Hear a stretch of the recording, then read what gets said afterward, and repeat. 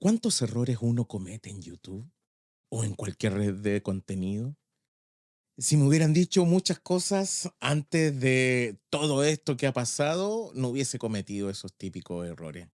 Pero bueno, se los voy a mostrar después de la intro. Hola, ¿qué tal amigas y amigos de Tu Escuela Comunica? Bienvenidos a este nuevo podcast. Hoy día vamos a hablar de esos errores que no debía haber cometido, pero no sabía. Ajá.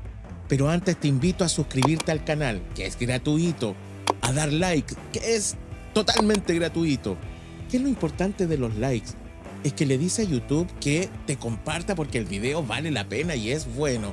¿Ah? Así como muchos comentarios que me han dicho. Entonces, compartan, compartan, compartan, compartan. Y además, den like porque dicen, me gusta, me gusta, me gusta. Y obviamente activen la campanita. La campanita les va a avisar si hay un nuevo video de Tu Escuela Comunica, un short, un video de formato largo, y todavía les debo el directo, ya va a ir, ya va a ir. Lo otro es, si quieres hacerte miembro del canal, hay una membresía que es muy buena, que te va a permitir tener los videos antes que el resto de la comunidad. Así que también te invito a hacerte miembro del canal. Miren amigos, hay cosas que en la vida de creador de contenido son muy complejas. Es distinto ser creador de contenido fuera de las redes sociales como era antiguamente. Antiguamente uno era un filmmaker, no sé, hacías un documental, un cortometraje, un video artístico, sea lo que sea, ¿ah? Un largometraje, un cortometraje, un documental, un docu no sé qué, miles de formas. También trabajo en audio. Pero eras un creador independiente que no estaba conectado con las redes sociales. Es por eso que también cuesta, y nos cuesta, que es lo que me sucedió a mí, pasar de esa forma de ser del creador independiente al creador de contenido. Y ahí tuve que aprender muchas cosas que significaron que me pegué un tremendo, ¿cómo se llama? Coscacho, o mejor dicho, caída en el suelo, en cosas que son básicas en la creación de contenido. Y eso tiene que ver también con las formas. ¿Con las formas en qué sentido?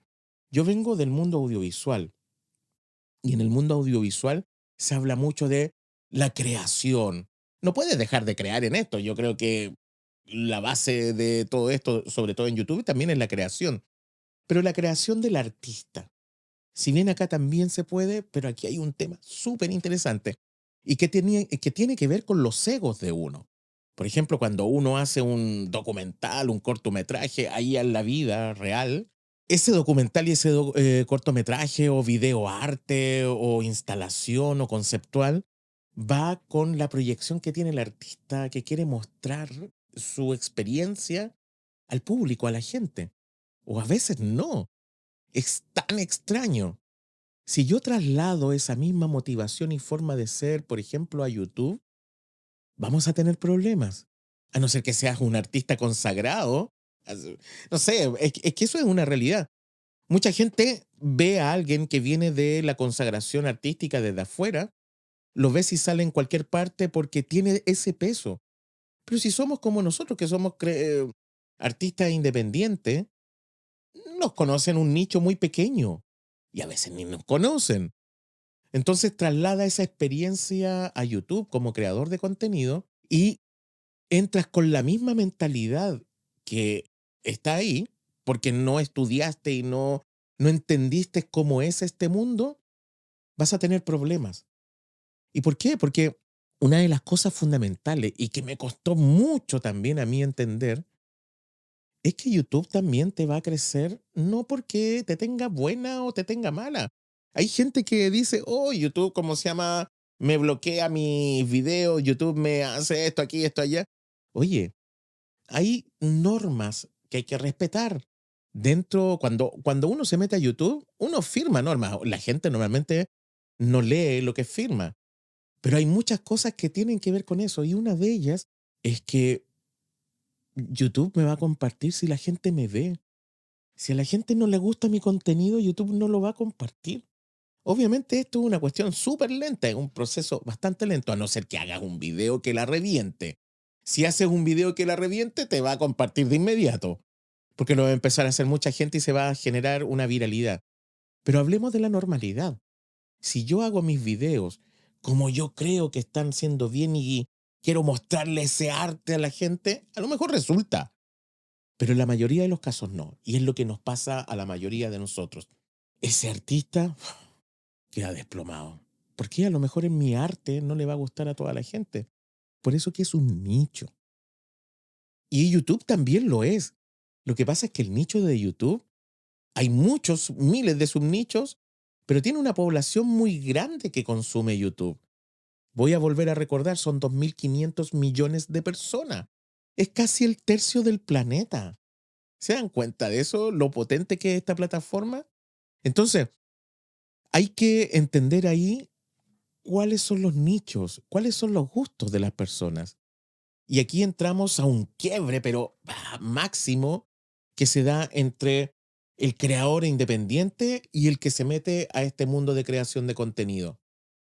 El marketing,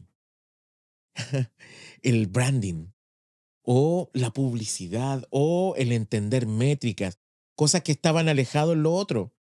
Porque a veces el artista o el creador independiente hace su obra de arte, lo cual es súper positivo, porque me pasaba a mí también, y a veces no la va a ver casi nadie, o tienes la bendición o suerte de que ese video se va a ver y les va a gustar mucho a las personas. Pero muchas veces no pasa eso, muchas veces, aunque ustedes no lo crean. Entonces tienes que tener cuidado, mucho cuidado.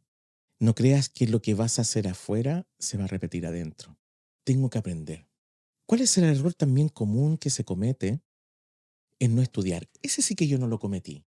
¿Y saben por qué? Porque me gusta mucho aprender. Entonces yo dije, me voy a venir a este mundo de YouTube. Chuta, ¿y qué pasa? ¿Cómo es este mundo? ¿Es el mismo mundo que yo estudié antiguamente hace 30 años atrás? No, no es el mismo. Y tengo que darme cuenta de que las cosas cambian, que los mundos cambian, que son distintos, son distintas realidades. El mundo digital, sobre todo hoy en día con las redes sociales, ha cambiado mucho. Entonces, ¿qué tuve que hacer? Y haz esto. Vi cursos de marketing digital. Hay unos gratuitos en YouTube, hay unos canales que son increíbles. Pero también me metí a uno más formal a estudiar. Pagué un curso de marketing digital y me sirvió a abrir este mundo del creador independiente al creador de contenido, en donde me di cuenta de qué forma puedo darme a conocer a ustedes. Si es que quiero lograr esto, si es que también quiero vivir de esto. Es que ahí te tienes que hacer una gran pregunta. ¿Por qué quieres ser creador de contenido? ¿Quieres ser creador de contenido para ser famoso y que todo el mundo te aplauda? ¿O quieres ser creador de contenido porque quieres compartir, entregar algo, un conocimiento? Las dos cosas a ver, ¿cómo diría yo? Son loables, son permitibles, no hay problema. Si el que quiere ser famoso, quiere ser famoso. Pero tienes que definir qué quieres. Porque, ojo, si tu tema es la viralidad, el camino es otro. Si tu tema es la creación de contenido estable, evergreen, a muchos años, es otro. Y tienes que definirte. Ajá, en eso tienes que definirte muy bien. Entonces, ahí está el estudio de la creación de contenido. ¿Ah? No cometas ese error. Lo otro, que si bien yo vi algún tipo de diseño, una de las cosas que si hubiera aprendido antes, hubiera mejorado son la creación de miniatura. Las miniaturas o los thumbnails, como se dicen, son claves porque la gente va navegando y va viendo cuál es la que le llama más la atención. Y ahí tú tienes que experimentar con la teoría del color, porque la teoría del color te va a decir cuál color llama más la atención a la persona, qué imagen podría llamar más a la persona. De la composición de la miniatura, ¿qué vas a poner? ¿Qué va a ser más llamativo? A lo mejor la letra quieres que llame la atención, por lo tanto, si quieres que el texto llame la atención, el texto debe ir con el color que más llame la atención al ojo humano, o mejor dicho, al cerebro. Pero yo tenía la teoría del color, pero nunca me imaginé que eso tenía que trasladarlo también a algo tan básico como el diseño de las miniaturas. Y es tan complejo el diseño de las miniaturas que muchos aconsejan que sea, hay algunos que dicen, lo preparo antes. Pero lo mismo algunas veces han dicho de que cuando llegan al final del video, todo editado y antes de subir, dicen, no, esta no es la miniatura. Lo preparan después. Porque ven elementos del video que no concuerdan con la miniatura.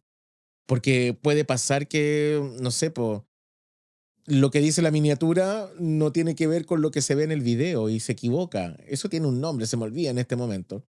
Pero eso puede generar un conflicto y después no te van a ver.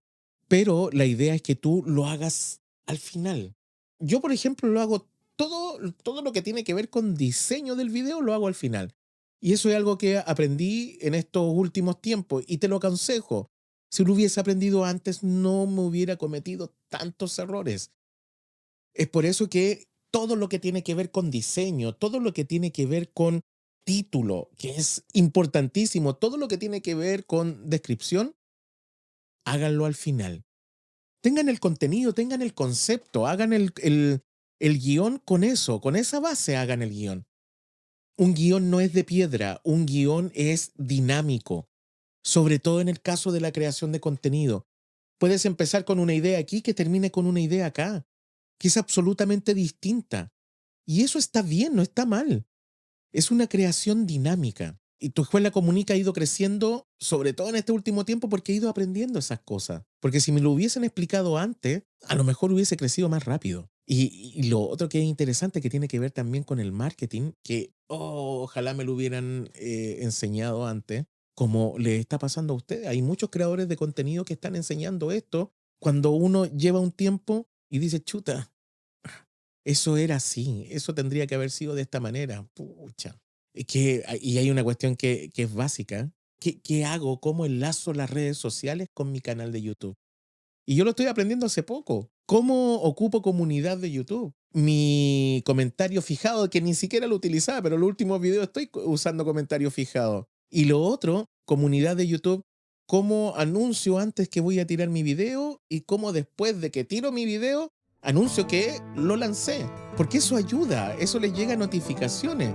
Y esas son cosas que no usaba antes. Y son súper importantes utilizarlas. Entonces, miren, recapitulando esto, hay que estudiar, hay que entender de que son dos mundos distintos que pueden complementarse. El creador independiente con el creador de contenido, sí, pero tienes que comprenderlo no desde ti, tienes que comprenderlo desde tu audiencia. La dinámica de YouTube es distinta. La dinámica de YouTube es que la inteligencia artificial se da cuenta de que tu video le gusta a la gente y le gusta tanto que lo ve completo y empieza a compartirlo. Y cuando ese fenómeno sucede, comienza a distribuirlo en otras partes y tu audiencia comienza a crecer, que es distinto a lo otro, que puedo ir a una sala de cine independiente, proyécteme la película, o a un museo, proyécteme el documental, y se va a ver en esos momentos, en esas circunstancias, y a lo mejor nunca más se va a ver. Aquí estamos viendo de otra situación, aquí estamos viendo de una creación de contenido global, sobre todo hoy en día en donde YouTube te está permitiendo ya a todos los creadores, inclusive ahora de habla hispana, de poder que nuestros videos se doblen al inglés, por ejemplo. Y eso va a significar que nuestro nicho va a ir subiendo más, nuestra gente, la gente que te ve, tu suscriptor, va a ir subiendo más. Ya no van a ser los mismos. Y eso significa una globalización del contenido enorme que hoy en día YouTube te entrega. Es súper importante.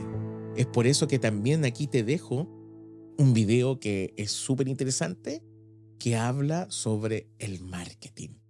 Espero que te guste.